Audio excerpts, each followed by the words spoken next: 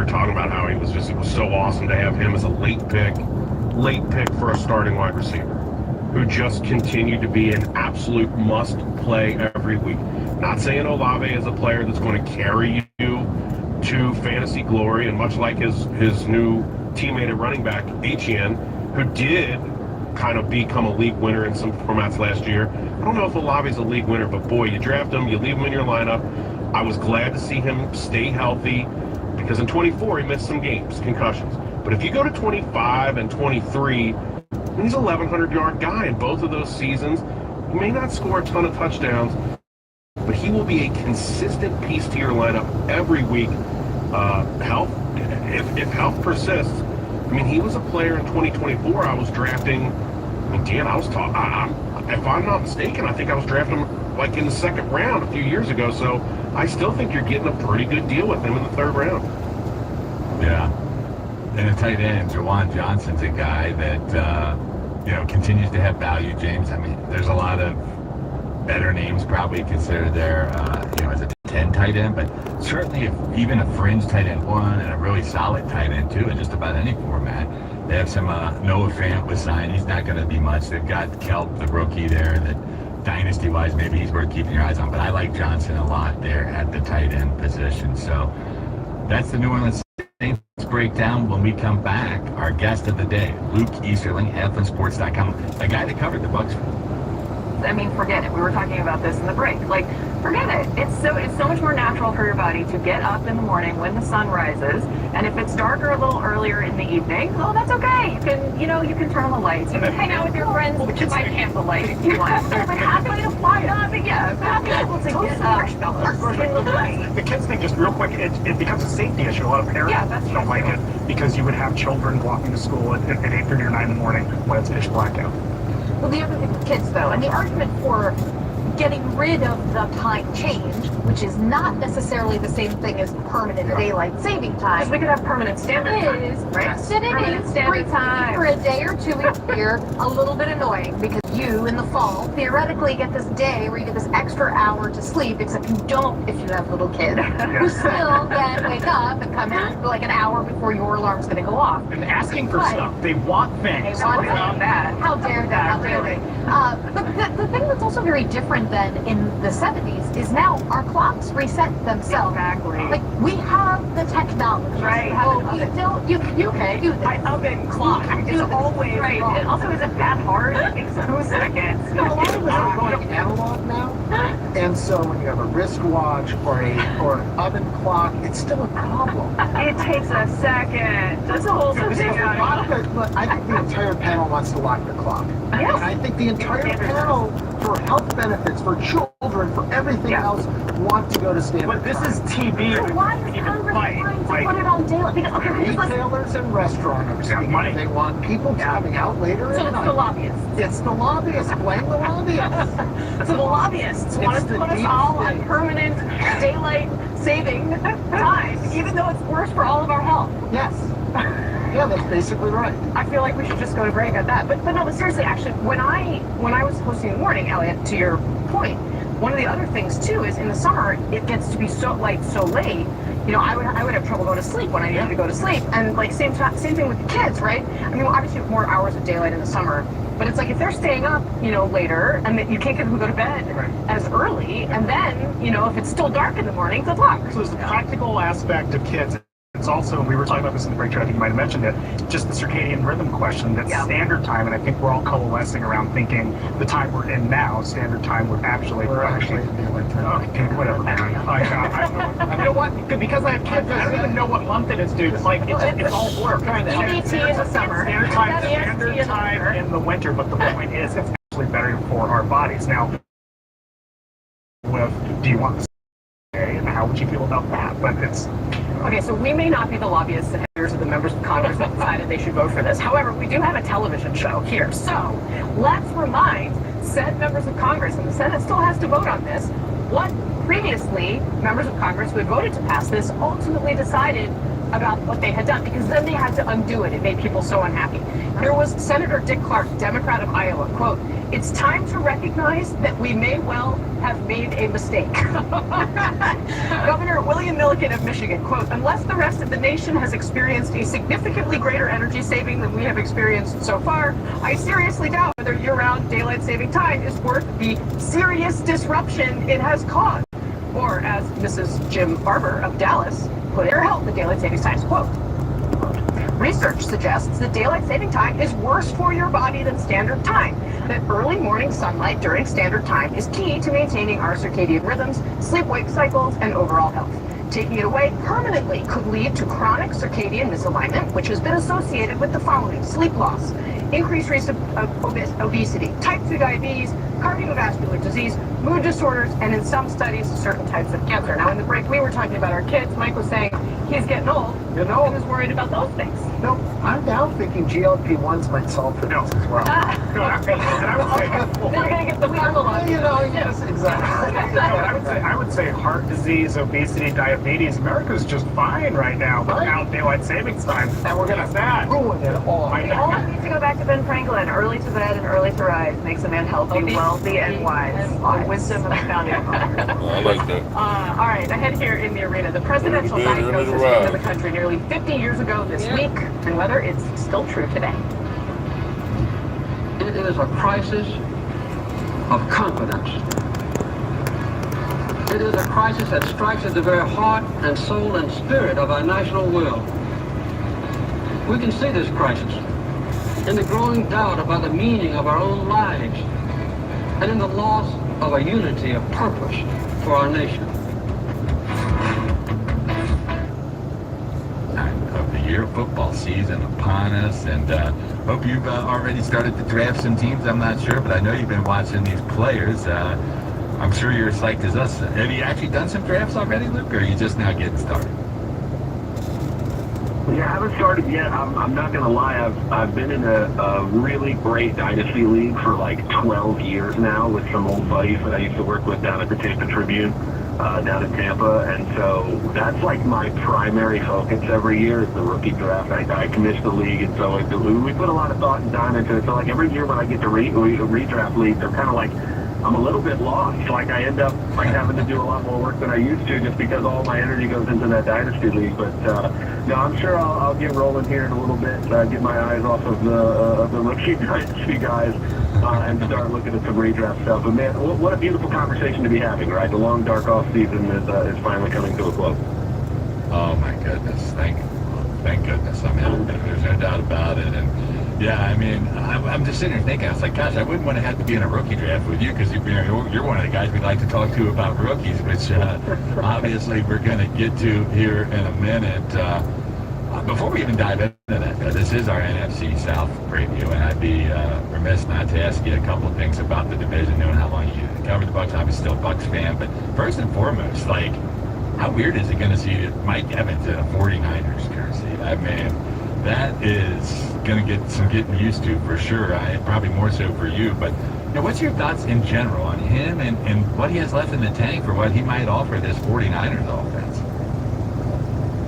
Yeah, but I'm going to do my best to keep my analyst hat on here and not reach for the fan hat because it's still too painful, I think. It's still too deep, man. It's hard to even imagine. I think the 49ers put out their like media day, photos, and Evans in the 49ers jersey just doesn't look right at all. I just hate it. It's ugly, it's terrible, it makes me sad. There's no other way to put it. It's not as bad as me and James seeing Trey Hendrickson in a Ravens jersey as Patriot fans. I mean, Trader Hendrickson as we That's rough. That's rough. Yeah, if Mike went to like the Saints, like I think that's like a similar vibe there. But yeah, that's pretty rough. But no, I think his fantasy value will be similar to what it has been the last couple of years in Tampa, where he wasn't necessarily your a number one receiver from a fantasy sense in terms of volume that you're going to get in terms of targets, like, the top 3 to 5 guys that are, that are your fantasy studs at the position. But he was still just as dominant as a red zone guy. And so, you can, even when he catches 3 passes, one of those is going to be a 2-yard touchdown most of the time, and you're going to still be able to score. And I think what gives him a little bit of an edge in the 49ers offense is I think, a huge motivating factor for him wanting to go to San Francisco is that he's excited to be in an offense that schemes players open instead of just relying on the players to win their one-on-one matchups, right? And I think that's what he's excited about. He's excited to work with more space, to be with one of the premier, play callers and offensive schemers in the league, Kyle Shanahan, and to be able to have more space to work with instead of just being able to, being relied on to just be that guy all the time. And so that gives me a little bit more upside if I'm looking at it from a fantasy perspective, and also the fact that there's no receiver in that offense that has really emerged as the go-to guy. George Kittle has really been the most reliable, but he's only going to be able to do that if he's healthy, and he's struggling with injuries. Still waiting for Ricky Pearsall to kind of break out and become that guy that they hoped he would be when they picked him in the first round. And there's just, you don't know what you're going to get from Stribling as a rookie, and so I think Mike is. He's going to be as involved as possible. I think the thing for him, obviously, at his age and with the last couple, is you just want him to be durable. So how on the field and still get the best of him for 17 games, I think is really the only thing that will limit him. Luke, to be clear, it's not Hendrickson going to the Ravens that made me hurt so bad. It was Willie Anderson wearing the Ravens uniform for a year and getting his only playoff win with Baltimore. That really hurt me, but I understand the Mike Evans loss. I digress. We're talking a little rookie here today. We've been talking NFC South too. And there's a couple rookie receivers. I want to throw the names out at you, and I want to get your take on them because there seems to be some buzz.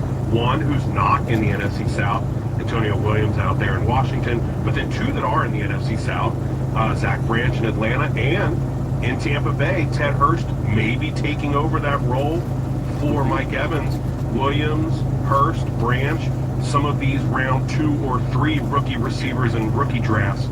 Who are you? Are any of those making waves for you when you make these rookie selections? Yeah, I love all 3 of these guys for different reasons. And so, starting with Williams, when you look at the player on tape, you saw a lot of flashes at Clemson. Yeah, I tell you what, man, I don't know if there was a more frustrating team to watch as a draft analyst going through this entire process this year than anybody who played for Clemson. Like, you just isolated each player. I remember watching Williams. I remember watching K. Park, who the Bucs drafted in the 5th round, the defensive lineman. I remember watching Peter Woods.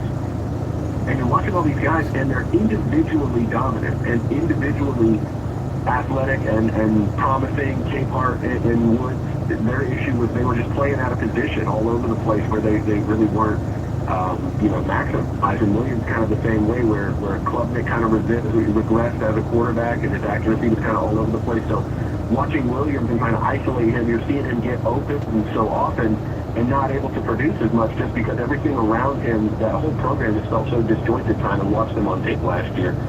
The positive is, as an individual player, I think Williams has a ton of talent. I know he's a little bit undersized, but just such a polished and sharp route runner, and I think that's one of the key traits that translates really well to the next level, right? It's not necessarily, speed and size as much as it is, do you understand that your craft as a receiver, and do you understand how to set up DBs to fail with your technique, with your film study, with your preparation, and with your ability to come in and out of your cuts cleanly without a lot of wasted movement, a lot of false steps. And that's what I see with Williams. I see a really polished technician who I think that's on his side, the individual side. Then you go to a team like Washington where there's nothing opportunity open for you, right? You got Terry McLaurin, who I still think is one of the more underrated #1 receivers in the league. But that offense is just begging for someone to emerge and be that #2 guy. And so I just think he landed in a perfect opportunity to be that guy who's going to, every defense is going to continue to take away Terry. You're going to have tons of one-on-ones. You're going to have tons of opportunities to stretch the field, to get yards after the catch, because all you have to do is beat one guy. And so I'm excited to see what Williams does. I think he landed in a perfect situation. It's just it feels like the last few years, everybody else in the NFC South keeps pissing me off and drafting like all of my favorite players as a Bucs fan, and that's not very fun. But Zach Braid is the guy I'm just not looking forward to watching the Bucs play against. He's just, I feel like Georgia, you want to talk about kind of holding the player back. Like, Georgia really didn't need him to do more than he did, but he's capable of doing more than he did at Georgia. He was mostly like a gadget guy who they just try to get the ball in his hands quickly. And I'm sure there'll be plenty of that in Atlanta. But he can be more of a complete receiver. He can run a bigger route tree. He can stretch the field deep more often. He can be more than this kind of like, hey, let's just kind of find these kind of quirky ways to get him the ball in space. I think, again, there'll be plenty of that. But he's going to be more than that at the next level, and I think Atlanta knows that. And as a Bucs fan, like I said, I'm not really looking forward to finding that out and watching that happen. But I think he's going to do some big things there in Atlanta. I know they got a lot of mouth to feed there, which leads me to Hurst. And that's really the only thing that I think is going to hold Ted Hurst back is that, yes, he fills a need in that room that doesn't exist, right? They needed that size. Obviously, he's not at Mike Evans' level. Nobody really is. There's only so many of those guys walking the planet who are 6'5". But he's 6'3", 200 plus, and can run 4.4, and so that's darn good. All the early, indications from minicamp, you see the tapes, the videos, and you see the clips. But also sort of cultural battle with the Soviet Union. And Carter sort of effectively saying, and the combination of those two things just as a map direction that the nation is headed on. And it's not hard to imagine a politician giving a speech today where you point out those facts and you say everything that's wrong, and that people go, yeah, he's right. I do feel that way. But nowadays, it's almost as though negativity sells in a way that it certainly didn't back in that 1980 election when Ronald Reagan, an optimistic voice, came on and said it doesn't have to be this way. I would argue negativity now, it's channeled toward, when it's effectively channeled, it's channeled toward big corporations. It's channeled toward the government. It's not people who are effectively making this argument as elected officials. They're not blaming the voters. That's right. And I think to the extent that you're saying we have a crisis of confidence, you all, why aren't you being more confident? Yeah. That is obviously not the message that you want to send. No, but the other thing that I think is so interesting about this is this idea that, like, yes, the economy is bad, inflation is bad, energy prices are bad, but what's really bad is there's something going on with the core of with our souls. There's actually an interesting divide right now on the right, where you have some who are very, economic conservatives who grow the economy. That's our number one idea. And there are a lot of social conservatives who have said, I think our movement has been too wrongly focused on just the economy and not enough on the crisis of young men in this country, the rise of sort of social ills, the lack of character, the lack of values, the lack of family formation, and those sorts of things. That's not what Carter was saying exactly, but the idea that there are deeper problems than just what's going on with the economy is something that you do hear. It's this interesting, sort of debate within the right. Yeah, interesting. All right, coming up next here, something totally different. A matchup almost 20 years in the making. Oh, okay. How many times are you going to walk into that outdated bathroom and think, I really need a bathroom makeover? Stop putting it off and transform your bathroom and your life in as little as one day with a beautiful, affordable shower makeover from Jacuzzi Bath Remodel. Choose from custom designs tailored to your budget and style, including safety-focused features for beauty and peace of mind. I've had a great experience from start to finish. The crew that came in, they were so professional. This looks like a marble, beautiful, new shower, and it was done all in one day. Right now, we're waiving all installation costs, plus offering no interest and no payments for up to 1 year. Call now to schedule your free design consultation and quote. Call 800-384-3115. That's 800-384-3115. 800-384-3115. With purchase and installation, financing through third-party lenders, subject to credit approval. No interest and no payments if paid in full within 12 months. Charge from purchase date if not paid in full. Not all will qualify. Call dealer for details. You've worked hard for your money. Now let it work hard for you. RJM Group and Company has been helping families grow their wealth for over 30 years, right here in South Florida. Imagine an investment as steady as a CD account, but earning returns from 7% to 20%, guaranteed every month or every year. With contracts from 1 to 5 years, RJM puts you in control. No gambling, no guessing. Just smart, secure growth backed by real estate expertise you can trust. If you've been waiting for the right way to invest, call RJM Group and Company. 877-53002. That's 1-888-775-3002. That's 1-888-775-3002. RJM Group. Trusted, proven, built for your future. Individual results may vary. There's no guarantee that past performance will be indicative of future results. Invest wisely. Hi, I'm Kathy Hill, founder of Tax Tiger. Tax Tiger operates on the Christian principles of honesty and integrity. Not only do we protect you from the IRS, we prepare your back taxes, release wage and bank levies, and negotiate the best settlements in the nation. Call Tax Tiger today to schedule your free consultation or visit us online at taxtiger.com. Call today. 1-800-IRS-9196. That's 1-800-IRS-9196. Hi, I'm Joe Perla with JoePerla.com. I'd like to tell you about Perla Collision. The Perla Collision staff are trained and insured to repair Bentleys, Rolls-Royce, Lamborghinis, or any other high-end luxury vehicles. We service accidents from all over the country. Maintain your luxury vehicle's warranty with our professional team. Visit JoePerla.com. That's JoePerILLO.com. That's JoePerILLO. And click on Perla Collision or call us at 312-BMW-1111. Donate your car and help support Tunnel the Towers. The process is quick and simple, and the proceeds from your generous car donation will go to support the good work that T2T is doing throughout our community.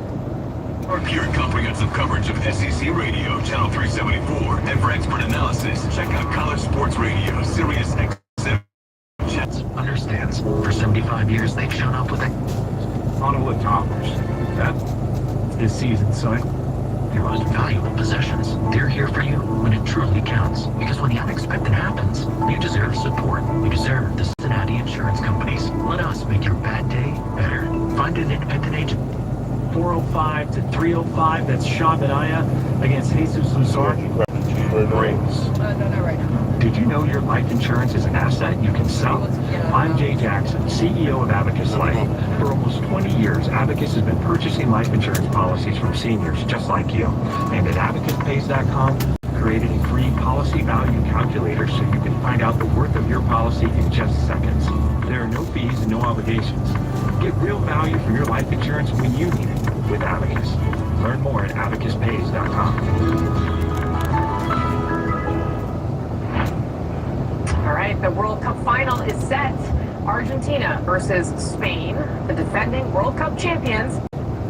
Have a proven track record of success to help you customize and dominate your fantasy league one draft pick at a time.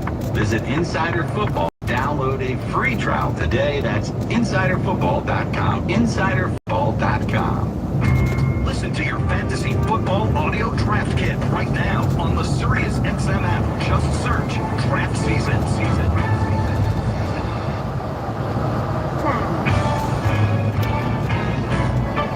Dan Plaskett and James Adams reveal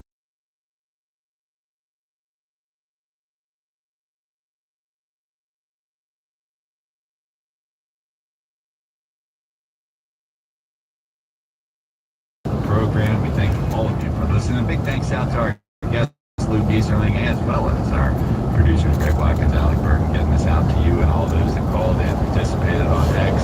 We've filled up tomorrow's mock draft, so 12 owners will do our mock draft Sunday. We're back here tomorrow, 11 a.m. to 1 p.m. Eastern. On our Sunday edition is the AFC East preview. Our friend Ryan Talbot from NYUpTip.com, Syracuse up, where he covers the Bills, will be on to talk about that. And just because we're rounding up, that means we still got some great stuff coming up. Jim Coventry, Mario Puig, they'll be checking in with the RotoWire Fantasy Sports Today's coverage of the FSGA Futures and Prop Bets draft from 1 to 3. You want to stick around for that. A lot of great content. It's all day long here on Fantasy Sports Radio. All right, James, as we do every week, we sort of give some final takes and rants here. Lots of good stuff. NFC South as a whole, wide open division. Some players that we like. Really, it's a lot of mid and late round value players that we really identified here today.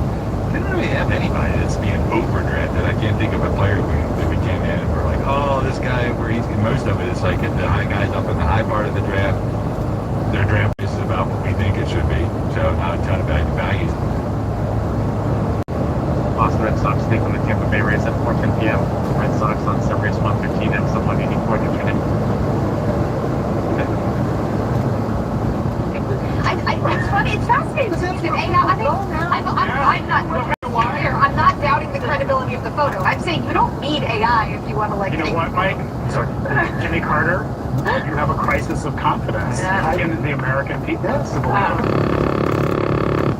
It also underscores Messi's longevity in the sport. Okay, to still be on the field, to still be playing the having started his career 20 years ago, as you can see there.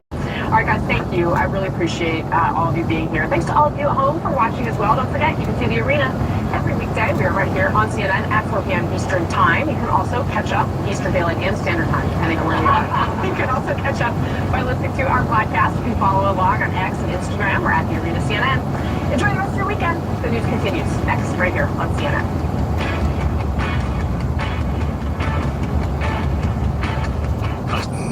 Maybe it's Welcome, Joseph. Welcome, Joseph. Go ahead and double tap. cool things down and celebrate Christmas in July. They can be in everybody's top 3 or 4 tight end coming next year. Yeah, I'm sticking to Atlanta with my studs and Drake, and a little more chalky than your pick for sure. But nonetheless, I mean, as we were talking about with the Falcons preview, for me, it really just comes. What's going on, Donna? Where you at today? If he does, I mean, he's going to be a legitimate, solid wide receiver, and he's going in mid-second round. That's the thing I love, James. If we get that running back in round 1 and come back with Drake London in round 2, that's a great start to the draft. I think, I mean, the ADP says the same. He's the best fantasy receiver in this division, but he can end up being one of the top in any division. On a per-game basis over the last 2 years, only 8 wideouts have averaged more yards. Only 6 have averaged more touchdowns. It all boils down to games. Let's hope he can get a full season in. From studs to nuts. Who you got, James? Bryce Young. I mean, if this team, this division has a few spots where if they had a quarterback, they'd be better. Maybe that salary cap, that's why they don't have one. But here's what's crazy to me. You want to talk about Bryce Young and why I'd say he's a dud? In 2025, The way to go ahead and show you I'll be safe. Tyler Shough, who we've already talked about, he had 7 quality starts last year. He only started 10 games. Bryce Young had a couple of blip moments on the radar, and yes, he looked decent in the playoffs. Bryce Young, man, 4 200-yard pass games. That's a pass for me, and a lot of points. I hear a lot of buzz, a lot of ADP drafts. I'm in everything. Jonathan Brooks is becoming more and more popular, and he's rising up. And I'm telling you, dude, these injuries scare me. So maybe I'm going to miss out, but I'm not liking his current ADP. We've got him more out, as an RB5 than an RB4, and draft advisor. Maybe I'll think differently, but for now, until I see it, I'm going to not really draft him in his price. Tyler Shough, my sleeper. I talked about it with the Saints preview. If he can keep that rushing upside going and his Saints offense picks up in year 2 at Kellen Moore, I like his value a ton. James, your sleeper. Jahan Dotson, super deep, good chance to be the wide receiver 2, got paid to be so in Atlanta. Other great studs open the offense around him. He's a touchdown maker. He had 11 touchdowns in his first 2 years at Washington. A former round pick. He has the talent, and he costs nothing on draft day. Yeah, you gotta like the price of him. That is for sure. We are fresh. Once again, we thank you all for listening today. We'll be back tomorrow, 11 a.m. with more Fantastics Insider Football. Until then, for Greg Watkins, Ali Burton, and James Atkins, I'm Dan Claskins. Have a great rest of your Saturday. We'll see you next time right here on Fantasy Sports Radio. It networks with one locked-in low price and no contracts at redpocket.com. Redpocket.com. Every night after the final out, the Round Trip Roundup brings you the scores, highlights, and analysis from every game across Major League Baseball, all in less than 30 minutes. Let's go! Unbelievable! It's the perfect way to get caught up on all the nights. We feeling a lot better recovering from when we were sick. BiggMama's a lot better. You know, she's listening to her sports. It's fantasy football.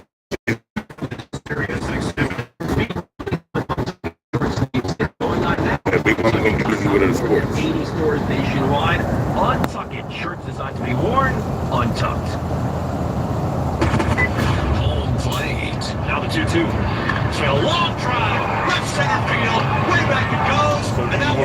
Barry, Dr. Pepper. Onto the roof of the Nationals clubhouse in left center field. A towering Andres Chaparro home run makes it 6-2 Nationals. His second of the season. Absolute no doubt. Big time blast there from Andres Chaparro.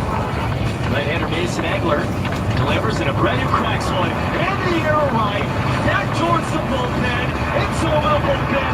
It's out of here for a second time tonight.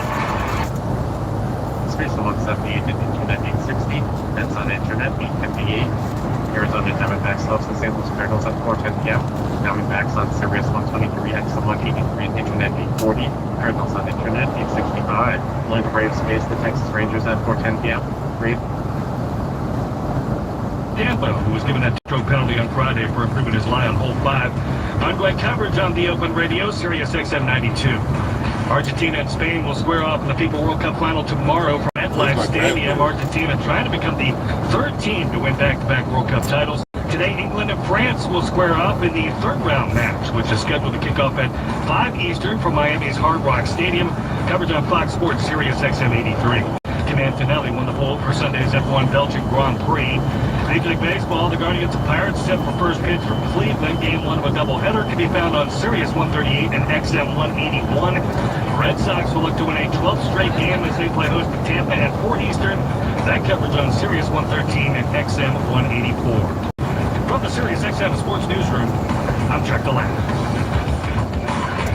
If it's happening in sports, it's happening on Sirius XM.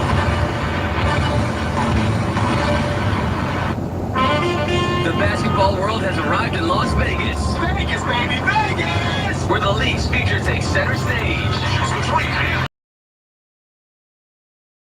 Beautiful silver hair. Founder and Chief Executive Officer of Clutch Sports Group, of course, that's Rick Paul. There's never been an expectation on anyone like it's been on him. Mavericks minority owner Mark Cuban. 25 years from now, hopefully we'll be talking about Cooper Flag on the Mavs. Live from the Thomas and Matt Center, this is NBA Radio's coverage of the 2026 NBA Summer League. Welcome to the best of NBA's Las Vegas Summer League right here on Sirius XM NBA Radio. I'm Brian Gelsa. We have a ton of fantastic interviews for you that our crew and our... You can hear this draft and all of our draft broadcasts by searching Fantasy Draft. You know, Democrats who see a party winning some battles, but perhaps Various people, including you, /at Sirius XM Fantasy. Mario, this is going to be wild. First thing I want to point out, I'm going to go through all the rules here so we can find out exactly what's going on during this draft. 50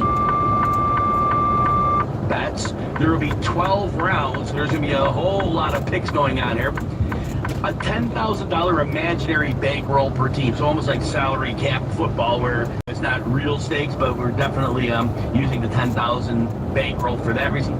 Minimum wager for any bet is $250. The maximum wager is $1,750. Again, 15 people participating. This is a snake draft.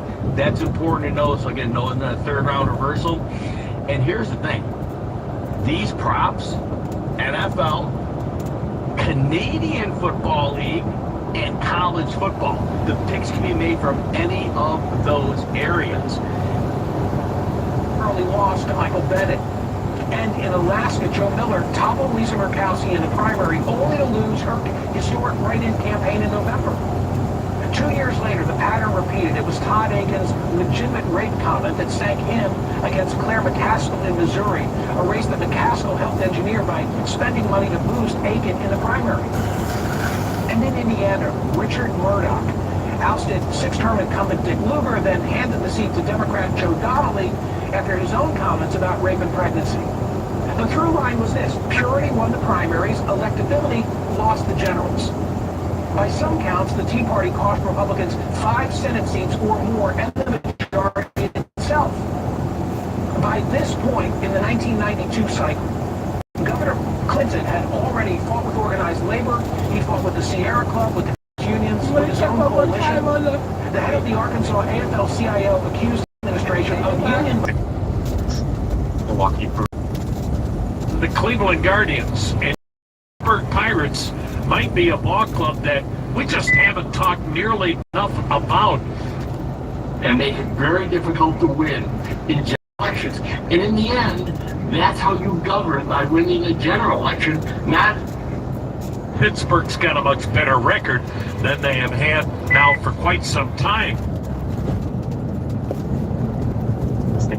There's on Sirius 160X, 185 Internet 860. I do believe this is the center, the left, or the center. So having a far left, I mean, look at every Democrat who's won, whether it was Joe Biden, Barack Obama, Bill Clinton, they were center left, they were not left.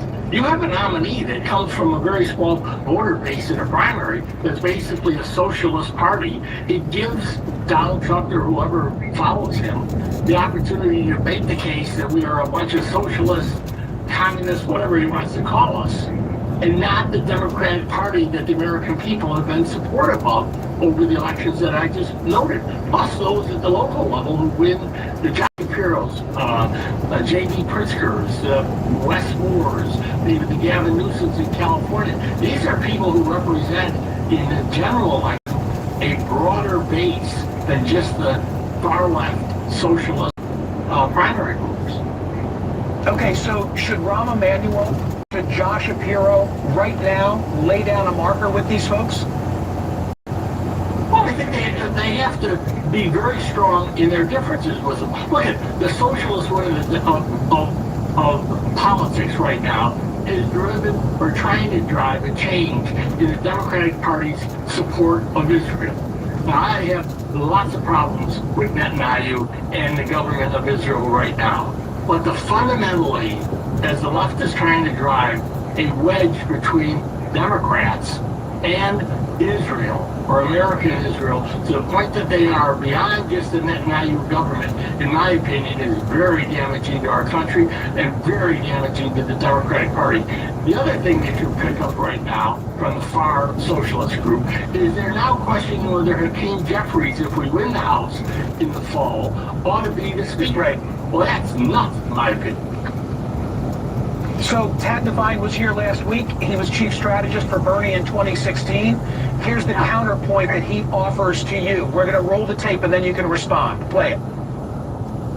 You need to let the voters make the choice of who they want in that cycle. Okay, so are today's fears in some parts of your party, fears of Democratic socialists, unwarranted? I think they're totally unwarranted. I mean, listen, I understand the labels and I see what the president is doing with communism and I understand how people fear that. Listen, if we go out and we talk to people about the core economic issues that are affecting them in their life right now, their wages, whether or not they can have health care that is affordable, whether or not we'll take on the urgent problems of our day like climate change, we need to have a plan that makes sense in our times and for our future, for our children and grandchildren. So that's what the Democratic Party needs to do. Mr. Secretary, respond to that with our final 60 seconds. Sure, I know Ted well, known for 30 plus years. He was the chief strategist for Bernie Sanders, who has never been a Democrat as he's been elected to the Senate for years. He ran as a Democrat, but he did lose. So the fact of the matter is Hillary Clinton won that primary, and she did go on to lose. But I think Ted brings a point. The enthusiasm is good. But the fact of the matter is the Democrats have to stand up and say what they believe in and not be driven by a very small people who are just using the party right now to further their own positions, which have not been the traditional Democratic positions. Yes, around economics, we've always been trying to fight for the little guy and fight to make things more affordable, and that's our policy, and that's been the policy of the Democratic Party my entire life. But to think that somehow... Yeah, finish your thought. I'm sorry. Somehow think that wing of our wing of the party, which has been the Democratic Party, is somehow just out of fashion because a very small group of voters have finally decided to come into the party and try to take it over. I think it's a mistake. Secretary Bill Daley, thank you for your thoughts. And to everybody at home, now the opportunity for you to weigh in on this. Go to my website at smirconish.com and answer today's poll question. Do Democrats need a sister soldier break with Democratic socialists? What are your thoughts? Hit me up on social media. I'll read some responses throughout the course of the program. This comes from...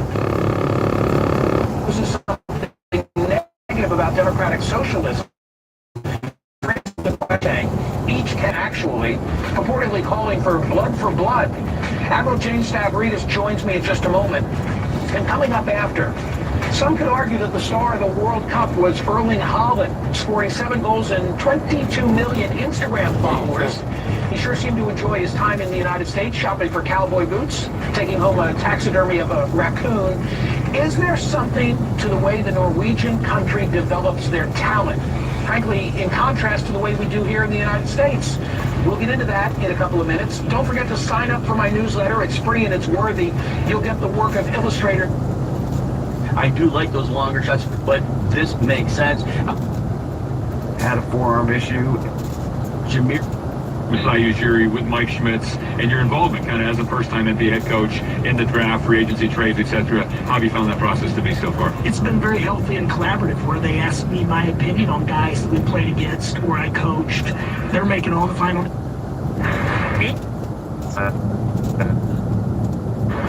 They have 88 stolen bases, 5 fewer than Cleveland. Guy on at first only has 1, Brandon Lau. The pitch, and a swing and a miss. That was one of those disappearing sliders down and away. 0-2 on Valdez. Valdez in the month of July has 15 RBIs. 3rd most in the major leagues this month. Righty-righty matchup. The 0-2 pitch. Down and away, went right back to the slider. 1-2. Valdez batting .309, 10 homers, 27 RBIs. Gets out of an open stance deep in the box. Big gap in left center for him. The 1-2 checked on a pitch down and away. 2-2. Marathon is here to keep you and your team fueled all summer long. Marathon driven together. Cloud cover now in Cleveland. Pirates and Guardians. Game 1 of the day-night doubleheader. No score, first inning. Gavin Williams is ready. Now the 2-2 pitch to Valdez. Up high, full count. Pittsburgh is second in scoring runs, almost 5.5 a game. They lead the major leagues with a .263 batting average. That batting average in home runs, second in the major leagues in OPS. The Pirates as a team, OPS 768 is 30.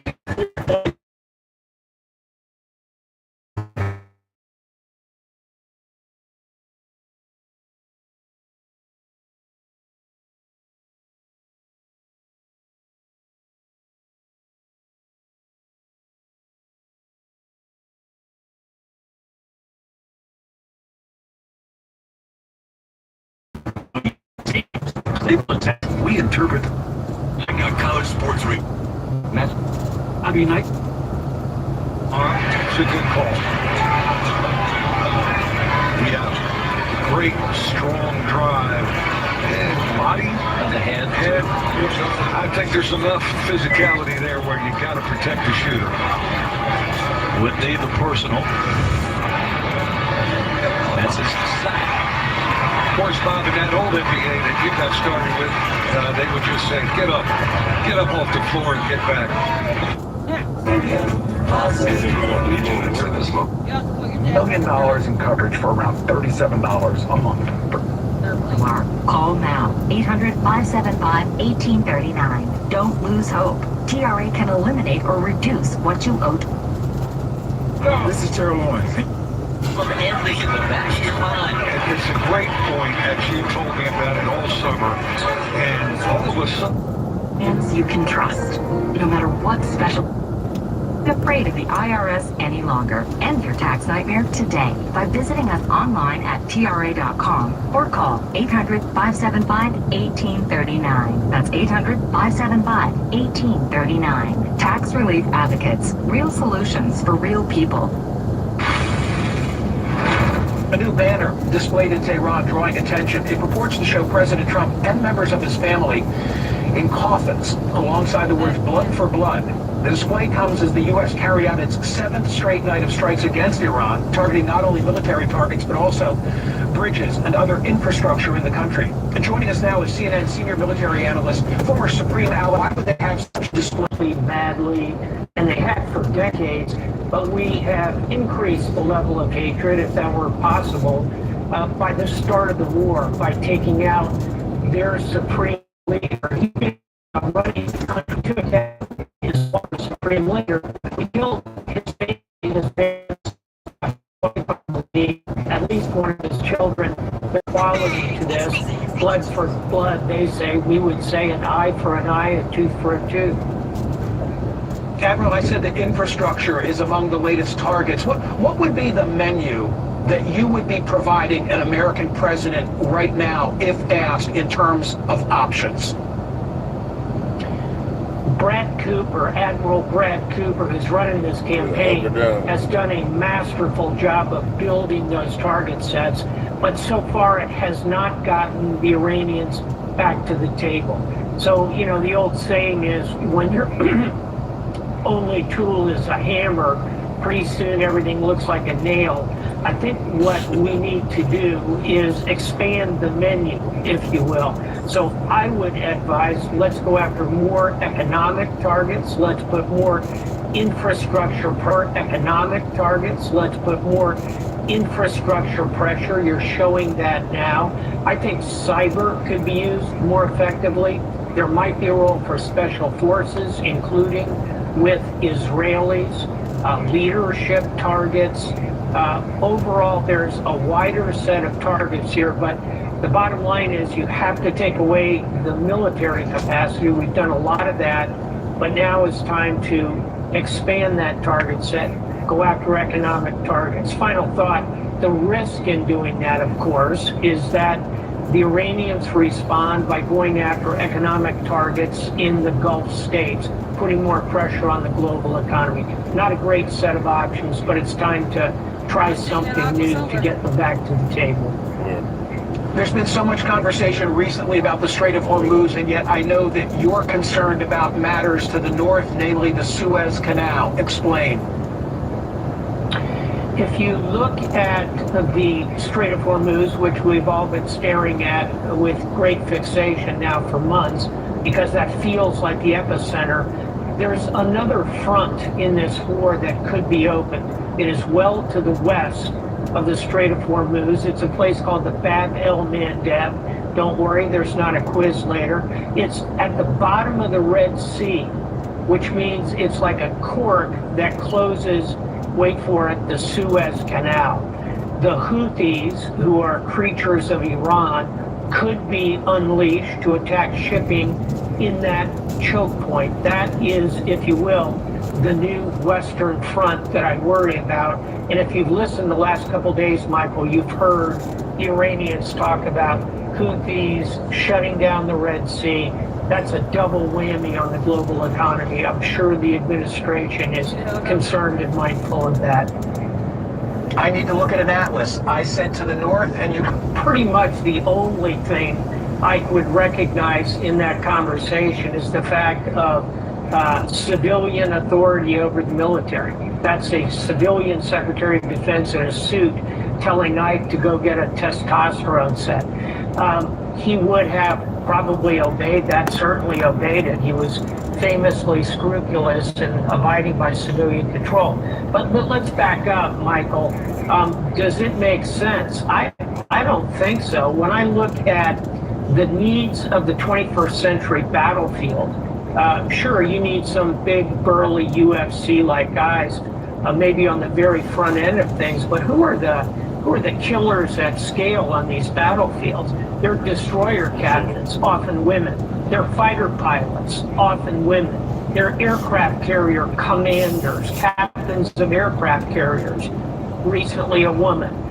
They are cyber warriors. They are drone warriors. Believe me, Ukrainian women have probably put more Russians in their graves than you can imagine. So when I look at the 21st century, that shit crazy. I'm not sure all of those women who are by definition low-T individuals are the problem. And I think testing everybody and then offering testosterone supplements doesn't make a lot of sense to me. If you want to do something smart medically for the force, go back to requiring flu shots, which were taken away by Secretary Hegseth. At the end of the day, I don't get it on testosterone. I don't think I would either.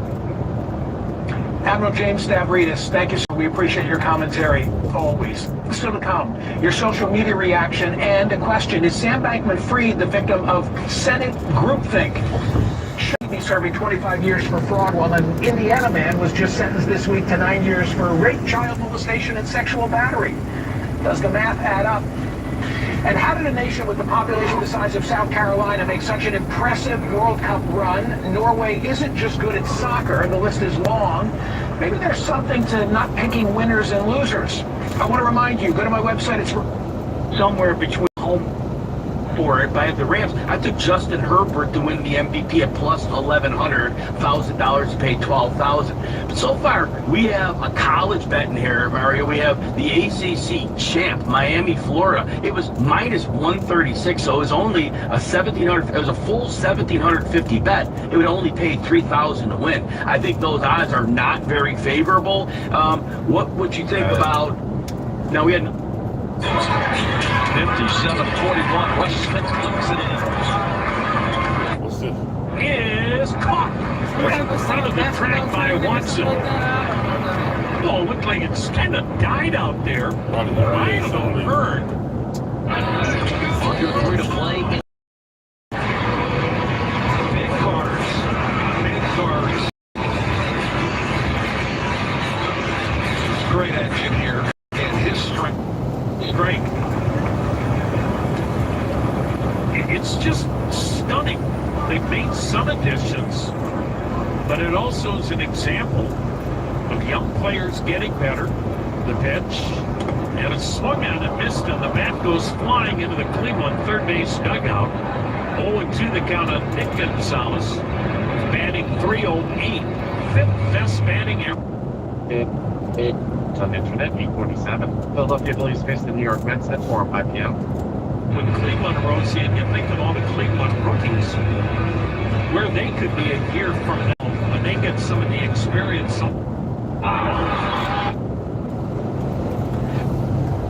Relation costs plus offer. This is a team, as much as Dan Campbell said 2 years ago, whatever, that might have been our last shot, it probably wasn't. I mean, Dan Campbell's a really good coach, in my opinion. That offensive line should be better this year. If that defense can just... The secondary is their challenge, I think. They're going to have a good run defense. The secondary has been their challenge for years, even when Aaron Glenn was there. But if they can get coverage, especially... this wasn't the same fellow picking. It was Peter Slater after R.J. White taking Aiden Hutchinson. But if Aiden Hutchinson gets Defensive Player of the Year, that has to help the Lions' chances of getting through that. Yeah, this is something. So I know I have a few picks until I'm up here, and I'm trying to weigh out my next pick. But I loved your thoughts on the Lions. And now another line. This Vikes Lions are red hot here. Wager wire. Zach Doctor in the third round came back with the Lions in the conference at plus 950. So what I'm seeing here is.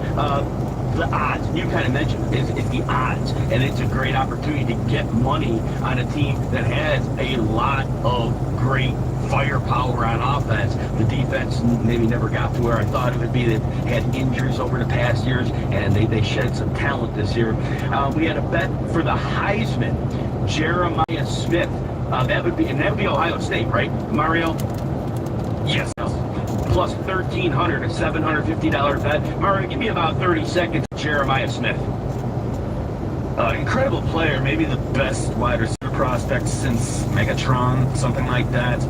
The Heisman going to a receiver is somewhat unprecedented, though. It's like Devontae Smith, I think, was one of the few recent ones. I can't remember a whole lot of others. Jeremiah Smith is the kind of guy you want to take that sort of unprecedented bet on, because he is an unprecedented talent, and the payout is pretty decent. It's more than 10 times. It's got to be something like 12 times if that one hits. So it's going to be on the clock momentarily, so I'm going to make my pick. in real time, and I'm drinking on the clock now. So earlier, you remember I took the Rams to win the Super Bowl. Well, coming around, nobody's taken the Rams to win the conference. And so I think, just like the person did with the Chargers, Chris Hammond, I am going to go all the way into 1750 to take the Rams at plus 330 to win the conference. So now I am doubled up on that. But more importantly, we're going to find out what Howard Bender has been thinking about his pick, and we are going to continue coverage live of the FSGA Futures and Prop Draft. Be back in 3 minutes. You're listening to this draft on Sirius XM Fantasy Sports Radio. Opposing any pardon for Sam Bankman-Fried, currently serving 25 years for the fraud that felled his crypto exchange, FTX. Gallegos said that it should not be considered controversial that a convicted fraudster should not be allowed to walk away scot-free. Perhaps that was his last legislative achievement because of Gallegos' past sexual relationships with 2 House staffers and his very flirtatious nature after a couple of drinks. I doubt that any senator who signed off on the resolution has read in on the file. I have. In February, CNN asked me to interview SBF's parents, hours spent in their living room.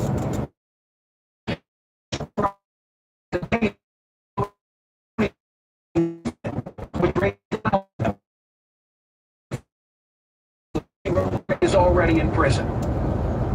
Social media reaction to today's program so far. What do we have from the world of Facebook? WTF is wrong with you, Michael? You have this vendetta against Democrats while this corrupt administration runs roughshod over our democracy. No, Chris, I'm wondering what comes next. And how this crossroads within the Democratic Party is going to get resolved. The enthusiasm shown for Democratic socialists, and yet the judgment, the battlefield judgment of the likes of Bill Daley, who was here this week, who say, hey, we don't think we can sell this nationally.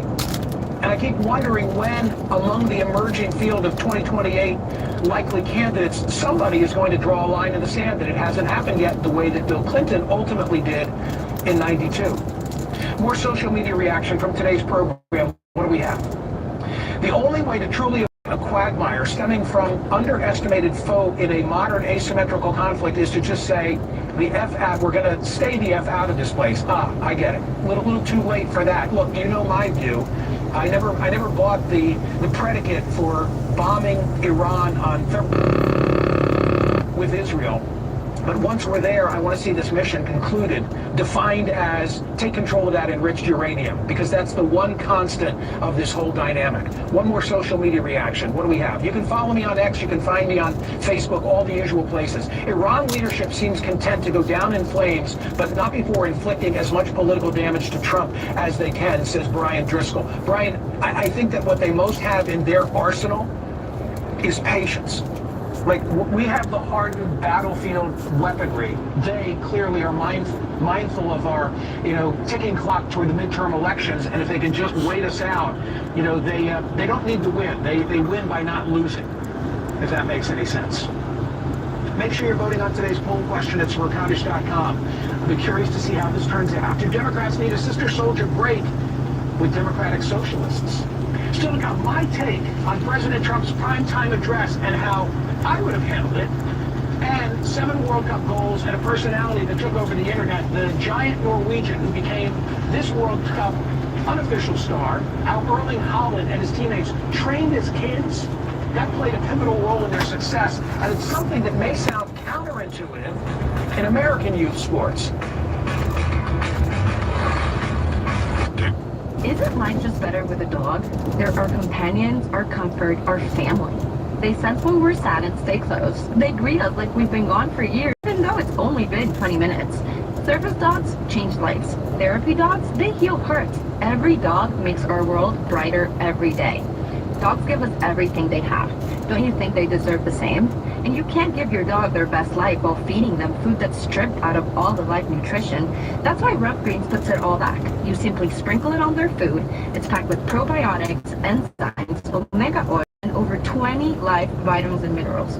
All saw Dodgers Yankees on the promise. I was actually looking at Joe Burrow for most passing yards as well, but that that fella Peter Slater from Splash Sports, which, you know what, I love the platform for my survivor pools, but he staked a pick, so I actually waited until the second round it was coming back. I wanted to give him hope that he was going to be able to pair up Chase with the most receiving yards and then just snatch it right in front of him and make him feel really bad about it. Maybe say some mean things to me. Mario, go ahead. Yeah, Howard, we were talking about, with Jim before you were on, and Chris Hammond earlier, we're talking about making correlated plays to really chase the big bag at the end of the year. Your 3 picks so far are not correlated, but you've already won the league 2 times. So are you presenting an alternate strategy? No, sometimes, I'm happy to correlate picks. There's no doubt about it. I think that, it's a viable strategy. I was looking at it, as far as, the Rams pick. I wanted to grab David Bale first, do that homer, that homer pick for me. The Jets are going to do just enough to screw themselves out of needing to trade all that great draft capital next year. So they're going to do just enough to screw up their draft position, and that means that, David Bailey's going to have a good year. Rookie season, he was a little more qualified than Arvo Reese anyway. So I feel like David Bailey's going to be a really nice pick here. So I wanted to lock that down. But then, Jim, you took the Rams to win the Super Bowl, and I was kind of eyeballing that as far as a little bit of a stack as well. I do like it. I don't mind it at all. I don't necessarily know how much correlation I had with my picks the years that I won, but I mean, it's definitely a viable strategy. If you think a team's going to win the Super Bowl, why wouldn't you pick them to win the conference? I mean, that just, that just makes the most sense to me. And of course, I just had an accidental pick. I wanted the wrong thing, and it didn't work out. Other than that, I know. The worst pick of the draft was it. Anyway, I took O'Marion Hampton. I wanted a different prop, and I'm trying to figure out how to get there. Mario, ask another question. I'm going to try to fire something off to the guys. Yeah, sorry about that, Jim. So, Howard, you explained the Bailey pick very well. What's giving you optimism about an agency in the world on their own? The IRS can garnish your wages. What, Pop? Homer. 89 is a serious XM app. You're serious. NASCAR. All things NASCAR happens exclusively on Sirius XM NASCAR Radio, Channel 90.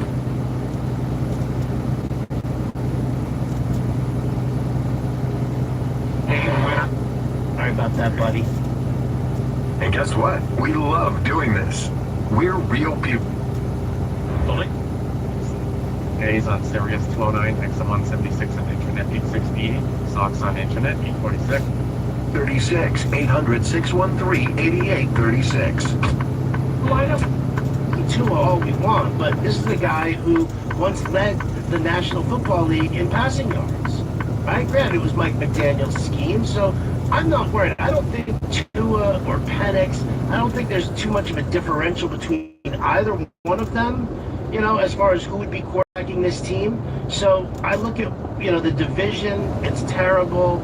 I think that, Stefanski can really help turn around Atlanta. It's not that they have a tough schedule. They don't have an easy schedule either. It's kind of like right in the middle there.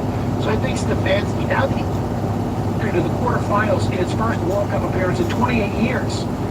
But his goals were only part of the story. Off the field, Howard seemed to be everywhere. Trying on cowboy boots in Texas, documenting what he was eating, showing the same straight-faced sense of humor that has made him one of the internet's favorite athletes. But Holland is also the most visible product of a much bigger Norwegian sports story. Norway has a population of just 5.5 million people, and yet it continues to produce world-class athletes across soccer, golf, tennis, triathlon, the Winter Olympics. In Holland's hometown of Bryn, with a population of around 14,000, 15% of the kids that grew up playing soccer played professionally. How did this happen? Joining me now is Ben Cohen. He writes the Science of Success column for the Wall Street Journal. Recently co-authored this piece. The nation breaks every rule of U.S. youth sports and built a World Cup monster. Ben, tell us, what is Bryn FK and what's the philosophy? Bryn FK is the local youth team of the club where Erling Haaland grew up. And the philosophy there is as many as possible, for as long as possible, and as good as possible. In other words, the least American way possible. In other words, they don't sort by ability until age 13, right? Everybody gets to play, and the mantra is one of inclusion. That's right. Participation at that age matters even more than winning. So the club is free and then becomes low cost, as opposed to in the U.S. where youth sports are prohibitively expensive.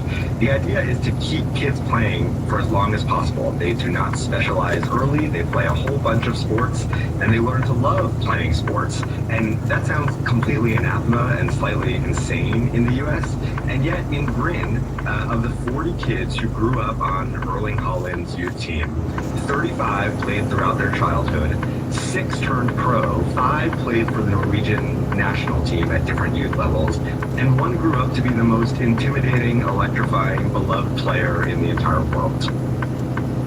Okay, do you mean that I don't have to get up at 4:30 and drive my kid to ice hockey practice so that they can get into Duke like you did? You know, I don't think Duke has a hockey team, and I'm not sure what the Norwegian style is when it comes to waking up way too early in the morning to play youth sports. But the idea is, like, you want kids to love playing sports, and you know, the amazing thing about this Norwegian model of youth sports is that people seem to really like it, and it works. Which, you know, in the U.S., people really don't like the youth sports model, and it's not really clear how well it works anymore. Make the little play, pay out 15-27. Is that something you consider pretty much in the bag? I think so. And just naughty and the pick from behind. At Cleveland Clinic Children's. Dragons faced with the two Pirates at 4:10 p.m. Dragons on Series 138 next 181 Internet 848. Pirates on Internet 861. Houston Astros face the Baltimore Orioles at 4:10 p.m. Astros on Sirius XM channels 89 Internet 851. Orioles on Internet 843. Kansas City Royals face the San Diego Padres at 4:10 p.m. Royals on Sirius 139 XM 182 Internet 852. Padres on Internet 862. Milwaukee Brewers host the Miami Marlins at 4:10 p.m. Brewers on Sirius 136 XM 188 Internet. The Cleveland Guardians. People have an opportunity letter, NMLS number 2229. At Cleveland State University, opportunities. Playing soccer, yes, but also doing all sorts of track and field. His best might have been the long jump. He also played handball, he played golf, he did what kids used to do and still do in Norway. A final thought. When I reflect on playing sports as a kid, for me in the early 70s, the highlight was something in which parents weren't involved at all. The Flyers won back-to-back Stanley Cups in 73, 74, 74, 75. And we played street hockey, and other neighborhoods in the community in which I was born and raised, they formed teams as well. Nobody had uniforms, there weren't referees, there were no parents. And you wrote about Bryn that, yes, they built this facility, but they leave it open, and you can come and go as you please. And what I'm trying to say is maybe parents need to do less and let kids just mingle on their own. One of the remarkable things about Bryn is that when Erling Haaland was 5 years old, they put up this indoor soccer facility in the middle of town, just by chance, total coincidence. And every Saturday and Sunday morning, Haaland and every other boy his age would go to this indoor turf facility themselves for hours and hours and hours. It was always unlocked, it was always open, it was always accessible and available to everyone who wanted to use it. And Erling Haaland and the other Norwegians in Bryn were among the many people who wanted to use it all the time, and we are now seeing the results of it 20 years later. Ben, it's a great backstory. Thank you for writing it. Thank you for your willingness to come here and discuss it. More social media now from those who are watching the program. Follow me on X, please. Check out my YouTube content. You know where to find me. Our sports development is a product. Yes, that's what I just said. It's like parents who are either living out what they wish their glory days had been, or I actually fault college admissions for this. I do. Everybody needs a hook. That's the nature of the beast. You know, it's like you're casting a play as the admissions office, and you've got to figure out, well, who's going to be in the band, who will the actors be, who's going to sell tickets, and athletics are a hook for many. Nothing wrong with that. but I think that it has instilled in parents this desire to determine very early on what will their son, what will their daughter best excel at. And that's not the way the Norwegians are doing it. Like, everybody gets to play, and they should be playing everything, and parents play less of a role. Pretty cool. Coming up, while some major broadcast networks declined to air President Trump's primetime address live, I'd have made a different call, and I'm eager to tell you why. I think that you air it first and then challenge it. Plus, you still have time to vote on today's poll question at SmirkHonest.com. Here's what I'm at. You get editorial cartoons from the likes of Rob Rogers. Love that one.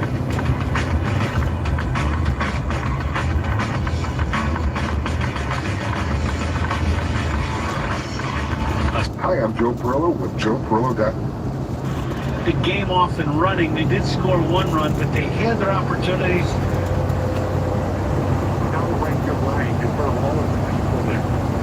And he went the other way with it, but instead of popping it up, he hit a line drive. And that brings up what could have been a perfect game for Jared Jones going back to his last outing. That would have been 9 innings of perfect baseball. Can you count that? He went 8 2/3. It's a notable achievement, Rosie. As Travis Mazzana cuts and misses, struck out his first time up. And that would be noteworthy. He is something else. So, tip of the captain wanting for it. Pulling out a base hit. 2-0. Pirates 2 down. Third inning. The pitch to Mazzana. And it's down low, 1-1. Travis said he just had the thrill of a lifetime. His mom and dad weren't able to get there. Kind of short notice to get to Australia. It's not like it just hop a plane and you're there in 2 hours. But all of the Cleveland All-Stars just had the time of their life. The pitch, Pittsburgh will throw a bullpen game tonight. Logan Allen up from Columbus gets the start for Cleveland. 7-10 first pitch, the pitch. He's on him with a rifle shot. Base hit right field. Near the line, goes to the wall. One hits third. He's being waved go. On his way to third, was in front of the plate. Not in time. Bob slides in. On an RBI triple by Travis Mazzana. And the Guardians have cut the deficit in half. It's a 2-1 Pittsburgh lead. And Travis Mazzana. He got the head of the... Natural ingredients like milk thistle, turmeric, and artichoke extract. It's gentle enough to take all year long. No harsh cleanses, no extreme detoxes, just simple daily liver support. We really feel the difference. Active Liver helps us enjoy the good things in life with peace of mind that our liver isn't working overtime. Active Liver is available online at Amazon or NewNordicUSA.com, and you can find it in stores at CVS, Meijer Grocery, Wegmans, and now Active Liver is available at your local GNC. 1877 card for kids. Whether, $50,000 a month in revenue. Apply now for up to $500,000 in same-day business funding at cardiff.co/SXM. Again, that's cardiff.co/SXM. Cardiff, borrow better. My dad passed away unexpectedly at a stroke at 63. Of course, it was awful in every way, but we are very grateful that he had life insurance. So even after he was gone, he was still able to provide for us. And now I have a wife and 4 little kids, and that's why I have life insurance for my family. Ethos is the best place to go to make it fast and easy to get covered. It's 100%. Just a couple of health questions. You get a quote in seconds. You comply in minutes. You're covered the same day. You get up to $3 million in coverage. And some policies are as low as $30 a month. And in 10 minutes, your family can be covered with life insurance. When it happens to your family. 15 service. I don't think that would be fair to the office of the presidency. I think consistency matters. If it's newsworthy enough to rebut, it's newsworthy enough to air it first. Rebuttal alone treats the audience as lacking any filter. And I trust my audience to know better. After a decade of hearing from this president, I have more faith in the American people to make up their own minds. Now, some are going to say, well, that's the problem. That if only the country had been shielded from his mistruths, he'd never have been elected. But that theory has been tested for a decade in the most fact-checked media environment in history. And the voters, they've heard it all, the words and the rebuttals and the fact-checking, and they elected him twice. Denying him 22 minutes in year 10, it's not prevention, it's condescension. Of course, unlike the television outlets, I've got an added advantage. When it's over and after I've had my say, I then get to open 12 telephone lines and let anybody who can get through say whatever they want without any fear of derision by me. And that's the best of all worlds. Time now to see how you responded thus far on the poll question of the day at Smircottish.com. Do Democrats need a sister soldier break with Democratic Socialists? Here's where it stands. 21,786 have voted, and it's running 62% yes to 38% no. More social media reaction now to today's program so far. Follow me in all the usual platforms. Yes, media needs to report more on the DSA platform. It's much worse than Project 2025. Yeah, some, elements of it just published, as a matter of fact, at the end of this week, that I know we tend to isolate on the defunding of the police aspect or the nationalization of corporations, but they're there. I mean, one of the things that I raised with both Tad Devine last week and Bill Daley today is whether this is a semantic issue. In other words, if you recast this as FDR's New Deal, and you talked about the Social Security on a broader scale, et cetera, could you then sell it? That's the challenge, I think, faced by Democratic Socialists. More social media reaction to today's program. Why does pandering to their extremists work for Republicans, but not Democrats? Well, it does and it doesn't.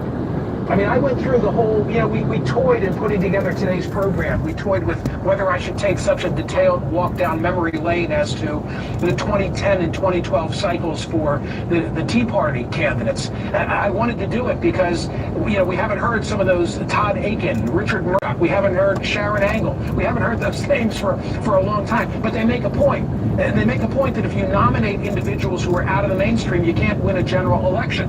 But the footnote, as I indicated, is what happened in 2016 with President Trump, because he was able to harness the energy, I think, that came out of the Tea Party movement and turn it into a nationwide electoral victory for himself. So, Democratic Socialism, is it the example of the Senate candidates that I named? Or is it the example of Donald Trump in 2016? More social media reaction from today's program.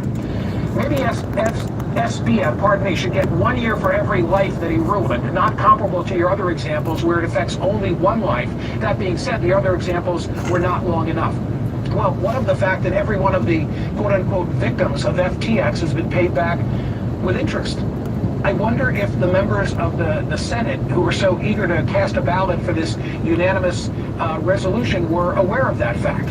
Look, I read it on the file. I suggest everybody do their own reading. Michael Lewis's book was the one that turned my head, and then doing the interview that was recorded for CNN's use informed me further. So that's where I'm coming from. Okay, gang, thank you for watching today's program. Vote on the poll question if you've not already done so. And know that if you've missed any of today's show, you can always listen anywhere you get your podcasts. Thank you for watching. See you next week.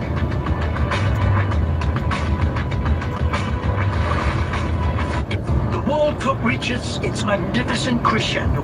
History waits to be written. One moment of magic can echo forever. This is football at its most glorious. The FIFA World Cup final is on Sirius XM tomorrow at 3 Eastern. Spain takes on defending champs Argentina. It's Mexico!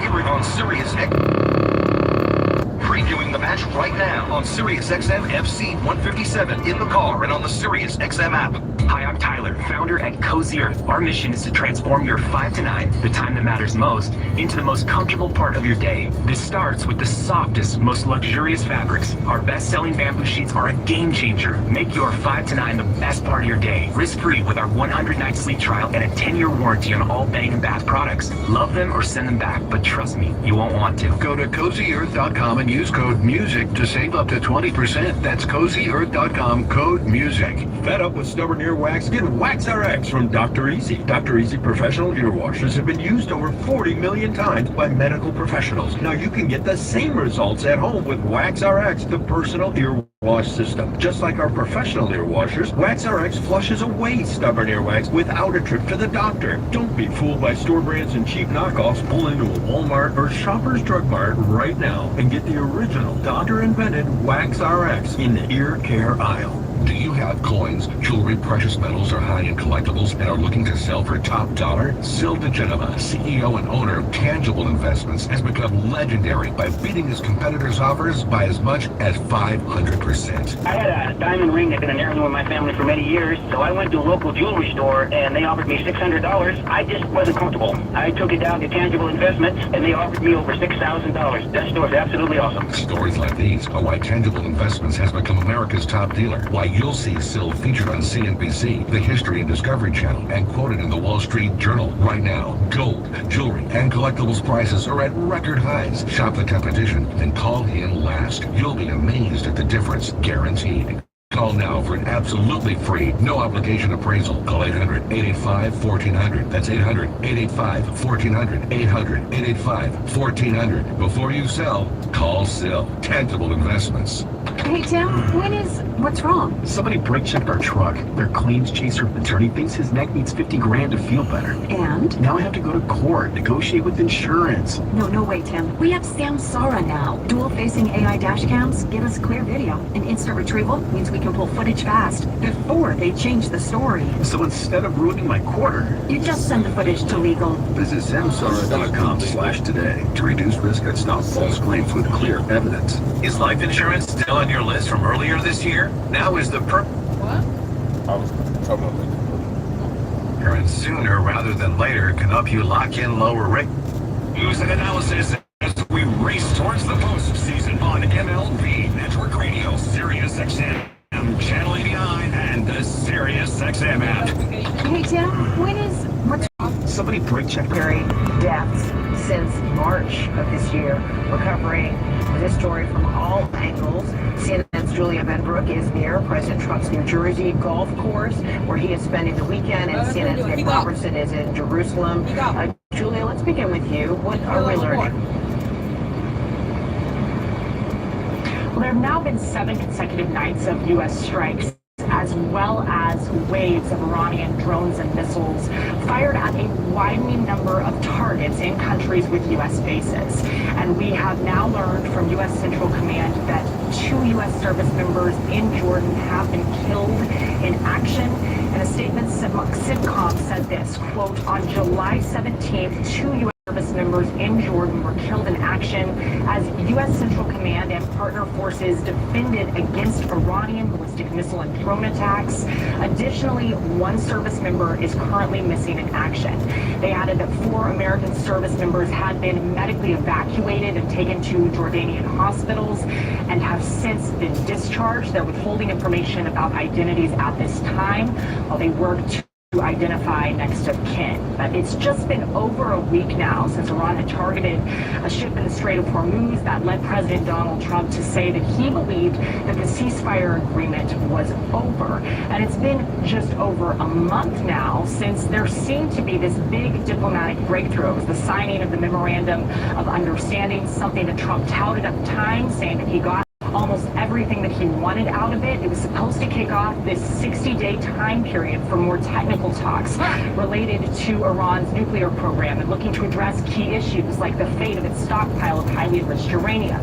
Trump has recently, though, said that he believes that that memorandum of understanding is over as well. So what's next here? We do know that behind the scenes, Trump had been receiving information already before this news about the potential of expanding military options in Iran. That's according to sources familiar with the matter who spoke with CNN, and that included a recent Situation Room meeting that's centered around loosening Iran's grip when it comes to the Strait of Hormuz, that critical waterway. But throughout this conflict, Americans have been skeptical of Trump's handling of this. In fact, a recent poll by the Washington Post and Ipsos found that just 29% of Americans approved of his handling of the conflict in Iran.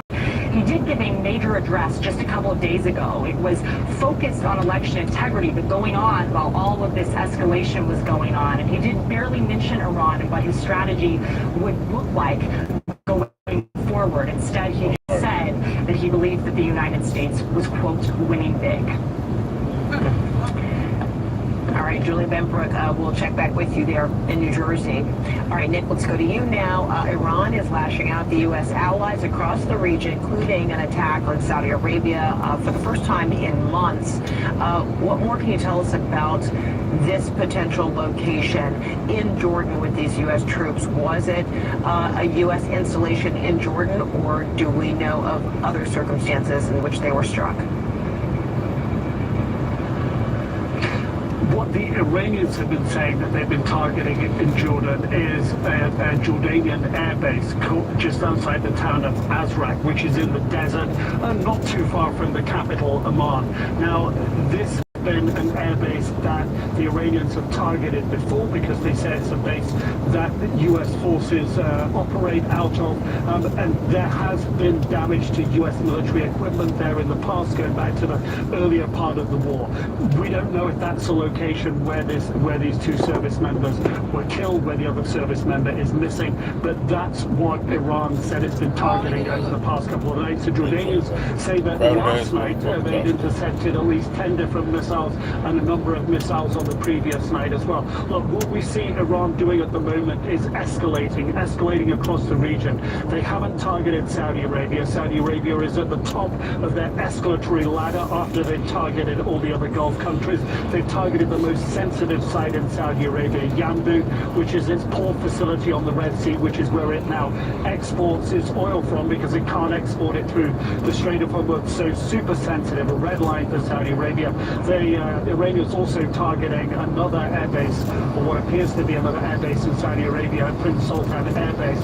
That one also typically has been used and was U.S. forces were struck there in the earlier part of the war back in March. So then you look at the bigger picture in Kuwait today. Second day, desalination plant, power plant hit, significant enough that the Kuwaiti minister for electricity and water goes out to visit that plant. Also in Kuwait, an oil, their major oil company there, saying that there was a significant impact on vital equipment. Operatives at that oil plant injured. That part of that plant will be offline for a while. Bahrain hit multiple times. So what we're seeing from Iran is an escalation.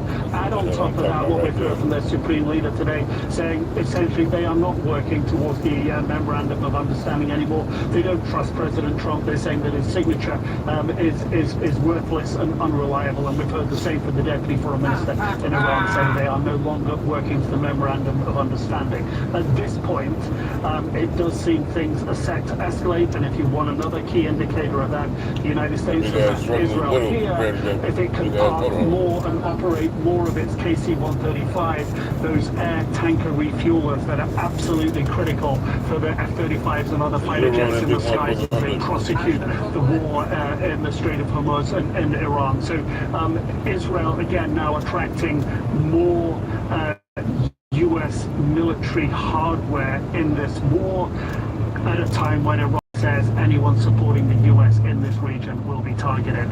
If Israel were to get drawn in, that would be, again, a significant escalation. They've stayed away from it. The Iranians have stayed away from targeting them until now. But this weekend could be a potential turning point. And so far, Nick, Iran is believing this is a successful strategy to target neighbors who are supportive of the U.S., whether it be where U.S. bases and assets operate out of or in other ways. So should it be presumed that this is going to be more of the same in terms of Iran's strategy thus far? Yeah, what they're saying they're going to hit going forward will be port facilities, other commercial facilities in these countries, in the Gulf countries.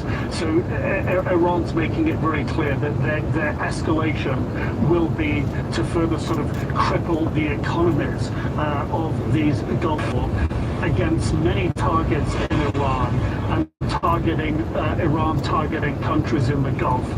They're now talking about escalating that to targeting civilian infrastructure in those countries, but also the war is much more likely to focus around the Strait of Hormuz, and that will be part of the key economic interests for these countries in the Gulf that Iran is hitting. This phase of the war. try them, now's a great time because right now you can get 20% off all IQ Bar products plus free shipping when you text 64,000, whether you're at your desk or on the grow. But traditional banks are making it harder than ever to secure a small business loan. That's why thousands of business owners trust Cardiff for same-day funding. Their online application takes less than 5 minutes and won't impact your personal credit score. With over 2 decades of expertise, it's no surprise business owners. So, you know, what's all the price tag? When, oh my God, Travis Hunter. Kitchen and saved over $1,500 per month. And it gets better. There's no hard credit pull up front, usually no appraisal, no long drawn out.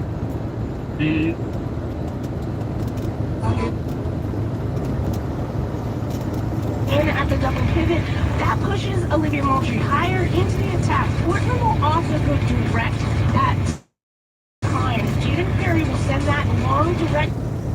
Pagels. Hold on, Andy. Go ahead and double tap, Andy.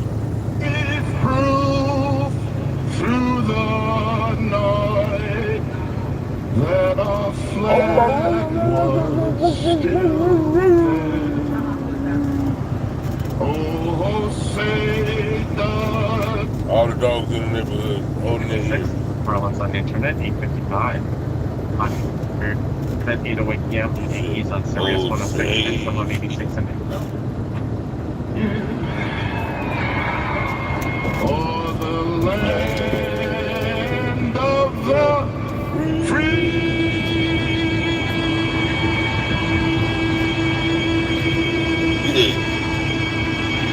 Oh, he holding. He holding. Let it go, man. Let it go.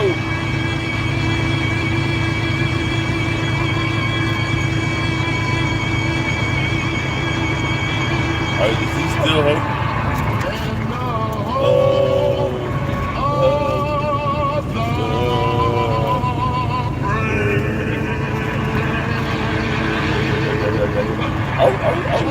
Performing the national anthem this afternoon here at the Crocs Confines.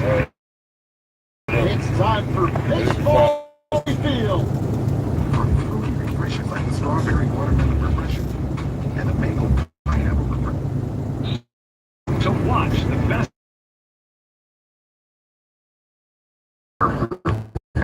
Families that have lost loved ones. Look, we've been operating out of that base for quite some time. It was a base that was important during the ISIS fight. It's obviously being proven important now in the fight against Iran. Jordanians have been very good to host us, and in many ways it's been critical for the last probably 8 to 9 years in terms of fighting the fights. It is a very vital and important, relationship and locality strategically for our military readiness at all times. At what point do you believe more information might be revealed? Because the Pentagon has been operating differently under at times of warfare like we've seen in the past. We don't get the daily briefings that we have been accustomed to, meaning we, the media, and the American public being accustomed to during other conflicts. So, at what point do you believe U.S. CENTCOM or the Pentagon might be revealing more? We're in California, going down to YOLO. Then we're going to go all the way back up. This continuing conflict in the region. Well, first of all, I just push back a little bit. I'm not necessarily political, but it doesn't seem to me that there's been a real holdup of combat information. But the holdup right now, obviously, is the family notification. That's got to be done first, and the dust has got to clear for the families before details come out. I think we see what's going on here. Once the Iranians declare today that the MOU is null and void, they've now picked up the pace, and I think we can expect to see a lot more conflict and a lot more combat going on from this point. And what do you believe should be anticipated as it pertains to Iran's strategy? Nick Robertson of Jerusalem was explaining that part of the strategy might be to not only target economic vulnerabilities for its neighbors, but now potentially even targeting civilian locations. Yeah, listen, I'd be shocked if either side attacked pure civilian installations, but there are a lot of installations, water desalination, power, that are supporting bases on both sides and bridges and infrastructure that support both sides. So I think at this point, neither side is showing an inclination to go against pure civilian targets for a number of reasons. It is against international law, but it also has a tendency to blow back when you start bringing the war to the civilians and not simply the military. But I think we're going to see more of it. I think that in particular around the Strait of Hormuz, as Nick said, we're not at this point looking at Pickaxe Mountain or some of the other nuclear facilities. This battle is a different battle that we started on February 28th. February 28th, it was a continuation of the fight against their nuclear program, their ballistic missile program, their proxies. Now we've somewhat narrowed it down to the area around the Strait of Hormuz, and that seems to be the narrow focus that this war is going to continue to concentrate on for quite some time. Does what transpired over the last 24 hours, in your view, represent a particular marker or, a particular point of concern at this juncture in this conflict for you? Very much so. As you said, Frederica, this is the first time we've had American troops killed since March. That, in many ways, is a red line to the administration and to President Trump. So I would expect that not only are we going to conduct strikes tonight for pure military purposes, as we would have had this not happened, but I think there will also be a little more severe retribution attacks for the killing of American troops. All right, General Mark Kimmett, we'll leave it there for now. Thank you so much for being with us. We'll have much more of our breaking news right after this. Hey, Tim, what's wrong? Somebody brake checked our truck. Their claims chaser attorney thinks his neck needs $50 grand to feel better. And? Now I have to go to court, negotiate with insurance. No way, Tim. We have Samsara now. Dual-facing AI dash cams give us clear video, and instant retrieval means we can pull footage fast before they change the story. So instead of ruining my quarter, you just send the footage to legal. Visit samsara.com/today to reduce risk and stop false claims with clear evidence. If you have a 2, 3, or 4% mortgage rate, don't refinance it. You don't have to, but you can still get cash out of your home. Introducing Loan Pronto's zero-cost equity loan. Get all the cash you need without touching your first mortgage and without any fees. One local homeowner just got $100,000, paid off all their credit cards, paid off their existing HELOC, remodeled their kitchen, and saved closing costs. You may do house I start now. 2 weeks in closing costs. LoanPronto.com. See how much you can get right now. 855-2 MLS. Anyone MLS consumer. The rock legends will be in one place. Gene Simmons and other members of Kiss. Stuart Copeland of the Police. Caesar Butler of Black Sabbath. Dave Davies of the Kinks. And more. Autographs, photo ops, live panels, plus 11 live band performances. Tickets are on sale now at legendsofrockexpo.com or buy them at the door.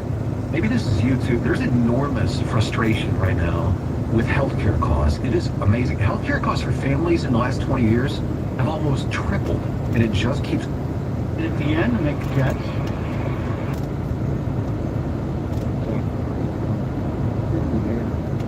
Well, in the game last night, Pittsburgh 2, the Guardians 1.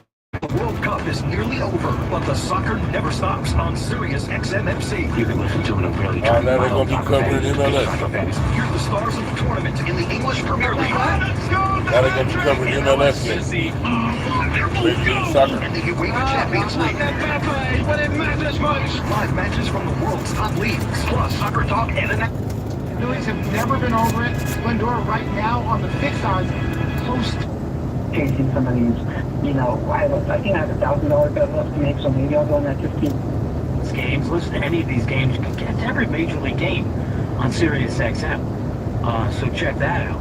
But in the meantime, see, here's the magic name. To me, is a no-brainer when I saw stories about this, and that's Frankie Lindor with the Mets. And this is not complete.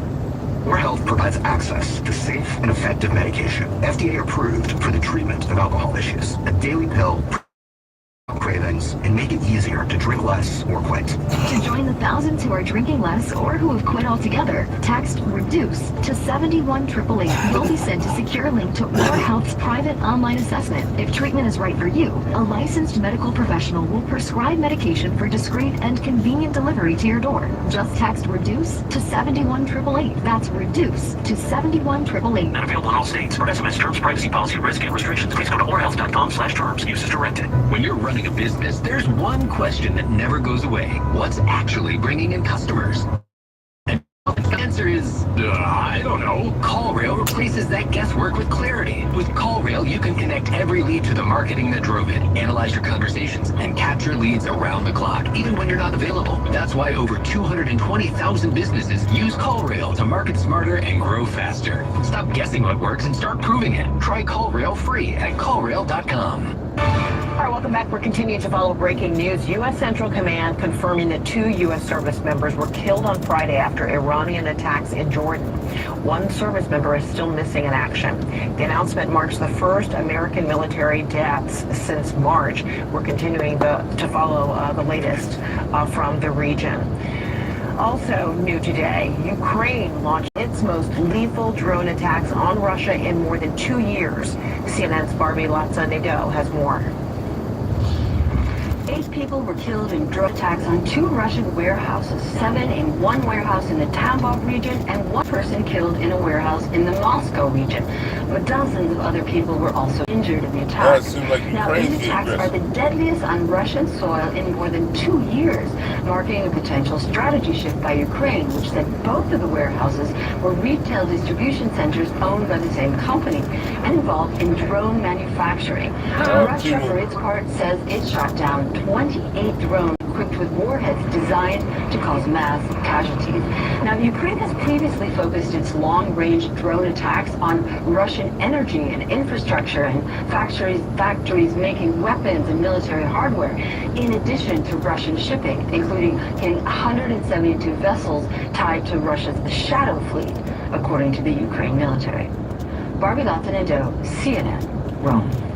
All right, Barbie, thank you so much for that. All right, also new today, the Trump administration is tentatively prepared to allow Saudi Arabia to enrich uranium, but it won't require the use of extra international safeguards meant to prevent the development of nuclear weapons. That's according to sources and documents reviewed by CNN. Right now, that accord is waiting for President Trump's signature. CNN national security reporter Davis Winky has been working on this story, and he's joining us right now. Davis, great to see you again. So what exactly does this agreement say? Yeah, Frederica, we don't have the exact text of the agreement yet because it's not going to be sent to Congress until Trump signs off. But what our sources told me and my colleague Zach Cohen was that this deal includes a degree of enrichment of uranium or possibly reprocessing of plutonium for the Saudis, which is something they wanted throughout the more than decade of negotiations that led up to this. In addition to that, the Saudis are not required to sign what's called an additional protocol to their existing safeguards agreement with the UN's nuclear watchdog. That additional protocol gives the UN more powers to sniff out suspected covert nuclear sites or other undeclared nuclear activities. So has there been any criticism or pushback to this agreement thus far? Yeah, amid speculation that these were going to be the terms of the deal, the Democrats in Congress asked the administration for some clarification on those terms and their justifications for including them back in the spring.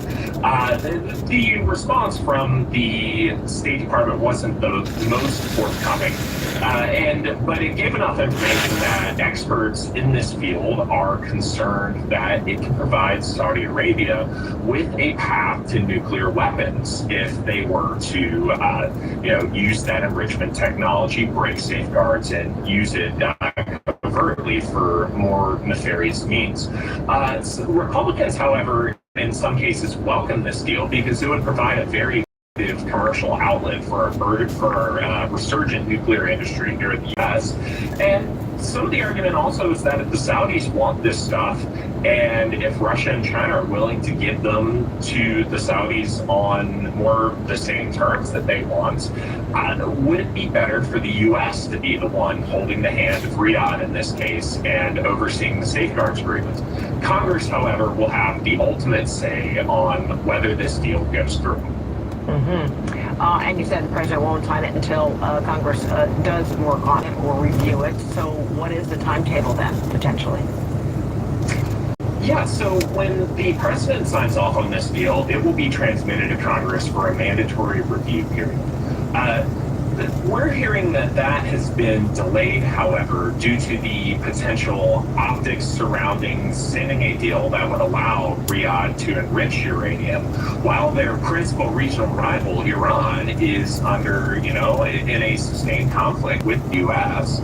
over, among many things, its nuclear program and to delay the administration sending it over. But once they do, from what we understand, Congress is ready to do their work, and we'll see what comes from there. All right, Davis Winky, keep us posted. Thank you so much. Thanks, Frederica. All right, even while off the clock, an EMS worker proves they are always on call. Jason Wolf, going beyond the call of duty at a Washington Capitals game.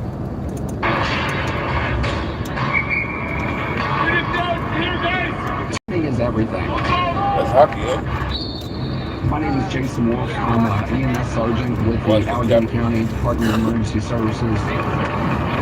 Night of January 15th, just so happens that it was first responder night at Capitol Arena.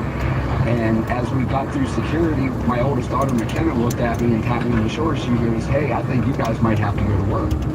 Well, we looked and we noticed somebody down in the main hallway. When I got to him, he was already completely unresponsive, and he had already become a very, ashen gray type color. About first glance, we already knew. We started CPR. 2 minutes on, 2 minutes off. As a paramedic, I can do all kinds of cool high-speed stuff in the back of the ambulance. The majority of that stuff pales in comparison to good, effective CPR. I over, grabbed the AED.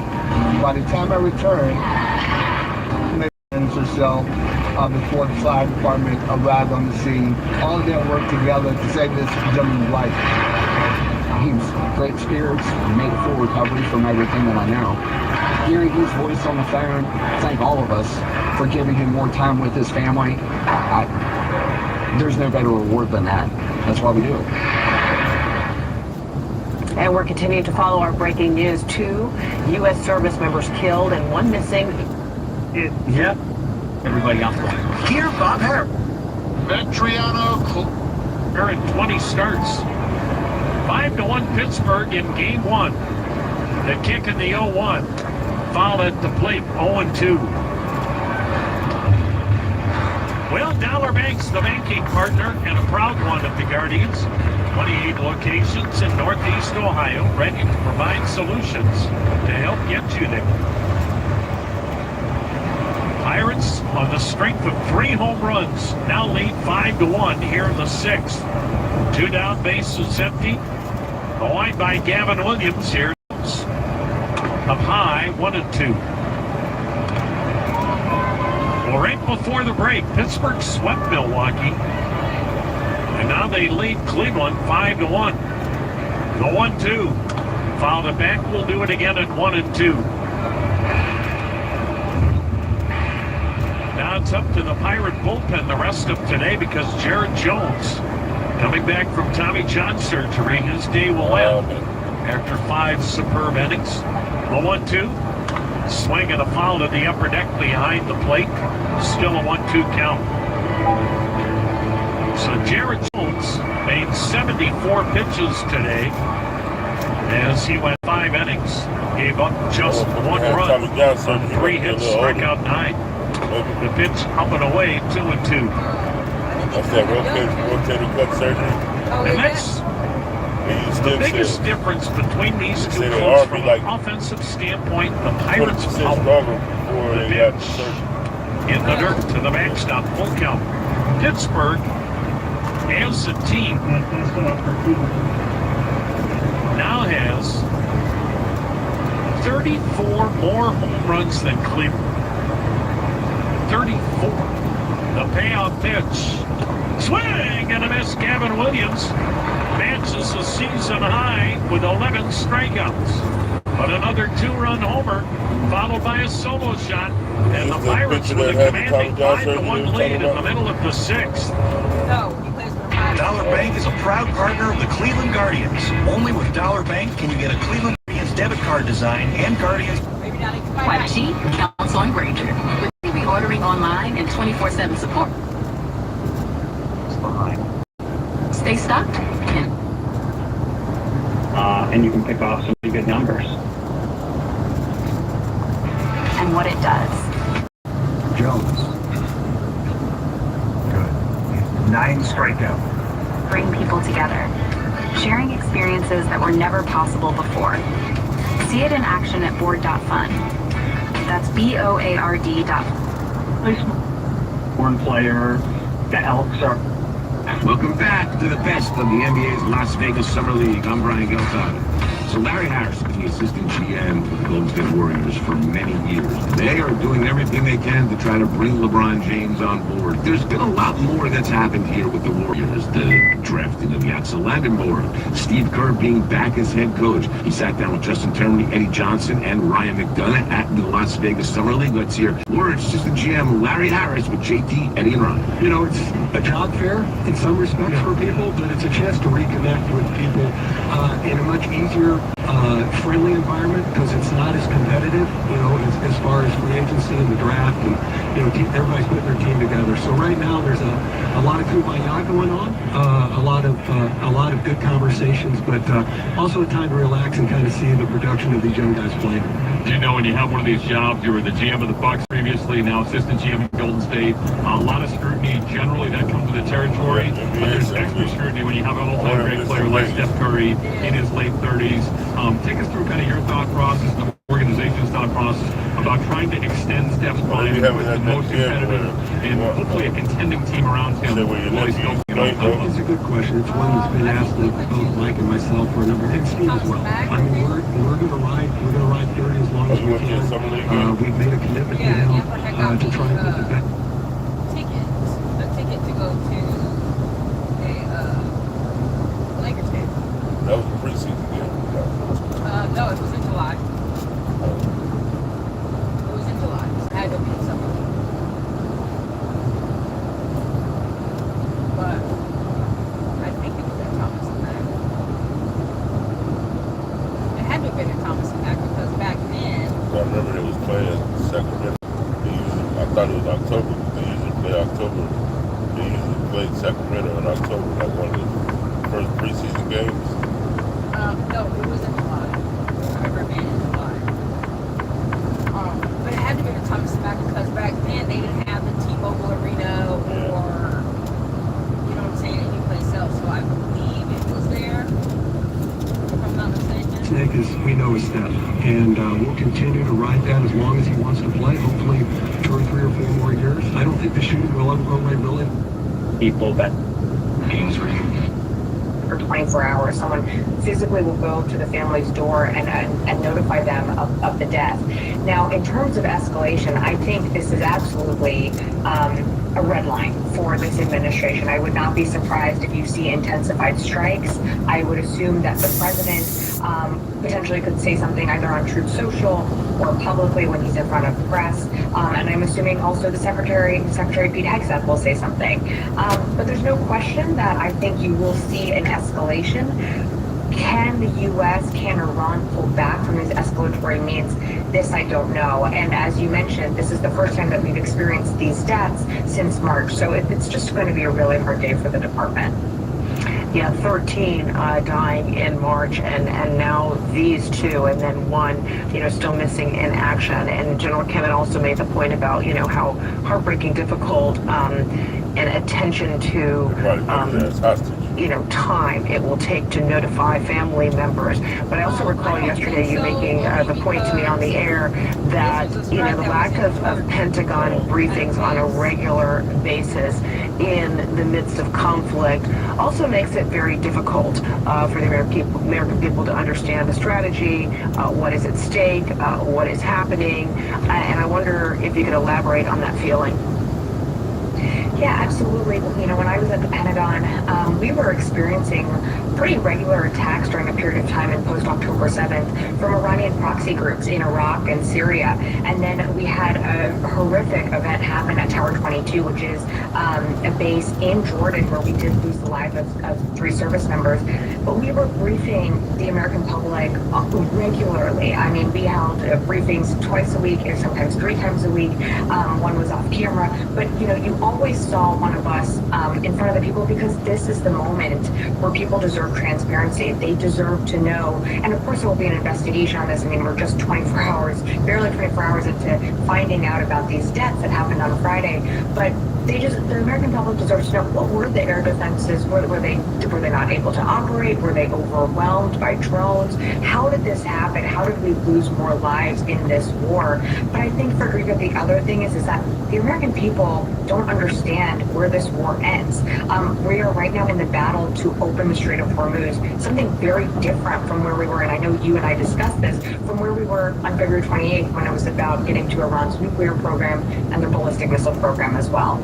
And then what do you see the road ahead now, especially as a result of this that has just taken place? Again, details about the sequence of events is still unclear, but how difficult will it be for peace talks, to get back on track after now 7 consecutive nights, of the U.S. targeting Iran, and then Iran also in its retaliatory strikes impacting Gulf region neighbors. I mean, what do you see potentially happening here? Only an escalation, or do you see a road that will ever get back to any type of diplomacy action?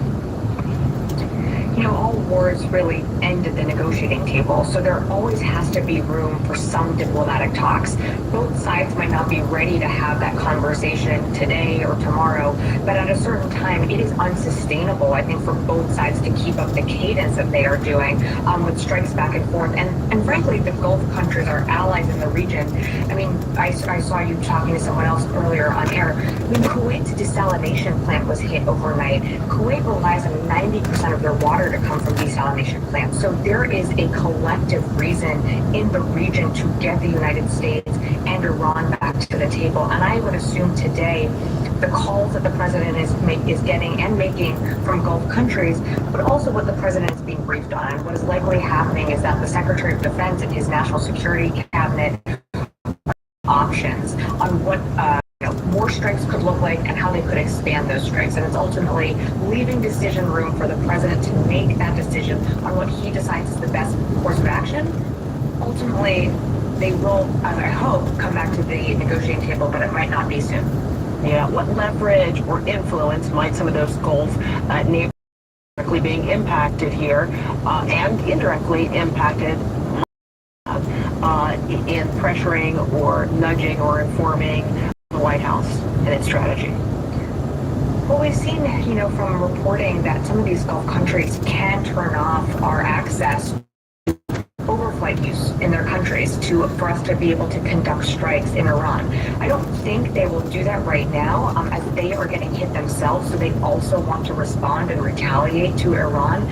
But there is certain types of leverage, and of course, the United States does hold not just military leverage over Iran, but there is economic leverage that we still hold when it comes to sanctions, and we know Iran's economy is cratering and people are suffering. I know you've talked about this.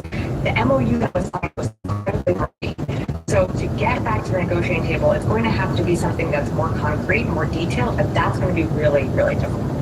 All right, Sabrina Singh, always great talking to you. Thank you so much. We've got so much more ahead on this breaking news here in the CNN newsroom, plus new details on the moments leading up to last week's fatal ICE shooting in Houston and flooding disaster. Texas assessing the first fire in the middle of the night. Join me. Bradley takes outside. Zach will be along to work with Ron in the 5th inning.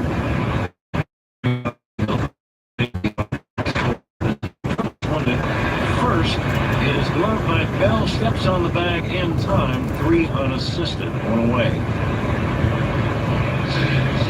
The off-speed pitch, he lopped from it, just kind of gets a piece of it, and it stays fair, unfortunately. Speed Get today, powered by Xfinity. Reliable Wi-Fi, one price for 5 years. Xfinity, imagine that. Bradley will get it up there to about 97 miles an hour. He may top out at today, but gosh, from up here it looked like he had great stuff. That pitch up high, 1-2. But Pittsburgh is so good offensively that they capitalize on the very few mistakes that you make. And this is a great day to be a hitter and get a mistake. The pitch swung on, bang, foul right side, and the count's still 1-2. Gavin Williams did not pitch like a guy today that gave up 5 runs, if that makes any sense.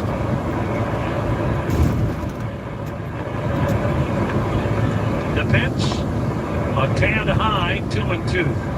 Get you updated on the Northeast Ohio Ford dealer scoreboard. A lot of games later today and tonight. The pitch swung on, a 1-hopper to second, handled by Lozada, throws out Gonzalez, who had a 2-run home run to right field in the 2nd, then a couple of home runs in the 6th. Esmeralyn Valdez, a 2-run homer to right, Nick Gonzalez, a solo homer to right center. Look, the Jacob Gonzalez home run in the 2nd inning, that was a big boy home run, 428 feet. The 2 home runs in the 6th were home runs because of the wind. That puts down low ball.